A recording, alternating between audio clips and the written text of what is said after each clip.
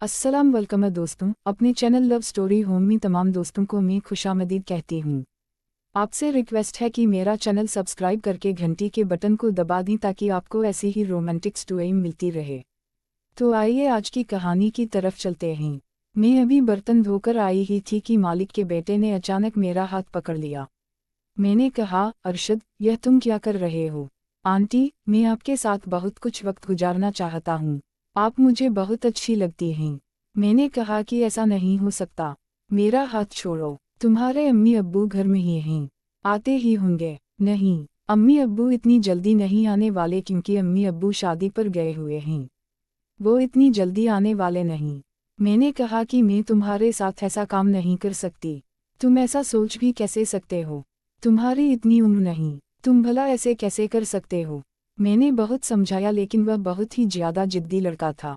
इसका बस दिल नहीं था कि वह मुकम्मल तौर पर मेरे साथ खेले। उसने मुझे 10,000 रुपये निकाल कर दिए। मैंने कहा, यह क्या है? अब यह पैसे भी रख लें। बस मुझे कुछ देर खेलने दो। मुझे आपसे अब सब्र नहीं होता। मैं देखना चाहता हूँ। मैं बेकाबू हो जाता हूँ। मैंने जब उसकी तरफ देखा तो वह मुझे बहुत ही ज्यादा हैरानी हुई क्योंकि वह काफ़ी अच्छा, खूबसूरत और ताकतवर था। क्योंकि जैसे ही उसने मुझे पकड़ा, मेरे जिस्म में भी कर्क दौड़ने लगा था।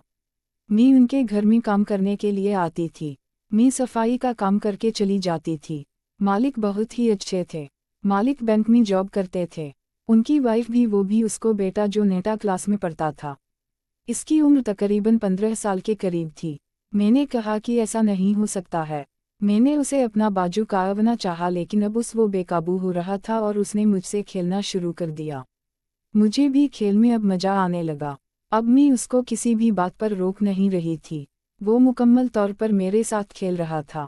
मैं बहुत ही ज्यादा हैरान थी क्योंकि मैं अभी कुछ नहीं कर पा रही थी। मैंने उसे मना भी नहीं कर पा रही थी बल्कि मैं उसे अच्छी तरह पसंद करने लगी थी क्योंकि वो जिस तरह से दरवाज़ा बंद करके आया था। तुम जानते हो, तुम्हारी अम्मी अब्बू बातों मेरी यहाँ से छुट्टी हो जाएगी। हो सकता है फिर वो मुझे यहाँ से निकाल दें। नहीं नहीं, कुछ नहीं होता। मैं खेल रहा हूँ। मैंने कहा, चलो जल्दी खेलो। मैंने फिर वापस भी जाना है। मैं भी कोई खतरा मोल लेना नहीं चाहती थी इसलिए मैं दरवाज़ा बंद करके आई थी। मैंने कहा, अब बताओ कैसे खेलना है क्योंकि वह काफ़ी अच्छा खेलना जानती थी। मेरी शादी हो चुकी थी। मेरा एक बच्चा भी था जो कि 5 साल का था। मुझे खेलना काफ़ी अच्छी तरह से आता था। मैंने कहा, क्या तुम अपने तरीके से खेलोगे या मेरे तरीके से?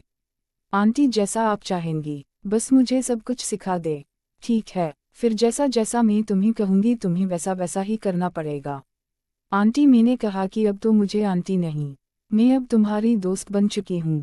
आंटी के साथ कोई ऐसा खेल कौन खेलता है? तुम अब मेरे दोस्त हो।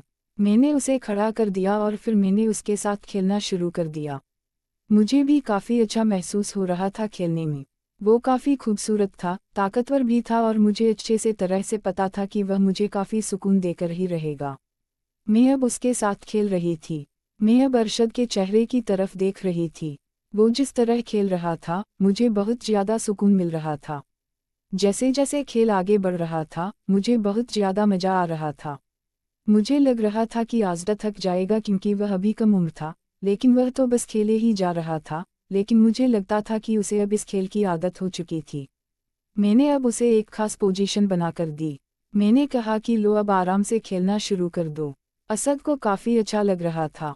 वह जैसे जैसे खेल रहा था, मुझे राहत मिल रही थी। अरशद को मैंने कहा, अब मैं जाना चाहती हूँ। मैंने जितना खेलना था खेल दिया। मुझे तुमसे डर लग रहा है। अगर तुम्हारे मम्मी पापा आ गए तो मेरी नौकरी जाएगी। उसने कहा, नहीं, अभी मैं खेलना चाहता हूँ। मैं तुम्हारे साथ हूँ। मैं तुम्हें किसी बात से मना नहीं करूँगा। बस थोड़ी देर के बाद अरशद फिर अच्छी तरह से खेलने लगा और ना चाहते हुए भी आज़दा ने खुद ही स्पीड बढ़ा दी। मैंने कहा, रुको, क्योंकि अब मैंने उसको कहने वाली थी। मैंने एक पोजीशन उसको बना कर दी, लेकिन उस पोजीशन में अरशद को अच्छा नहीं लगा। फिर मैंने अरशद को कुछ और करने को कहा। मैंने कहा कि इसमें तुम थक जाओगे। मैं नहीं चाहती कि अब मैं खेलूंगा और तुम खामोशी से भी बैठ जाओ। मैंने उसे बिठा दिया और मैंने कहा, तुम नहीं खेलोगे।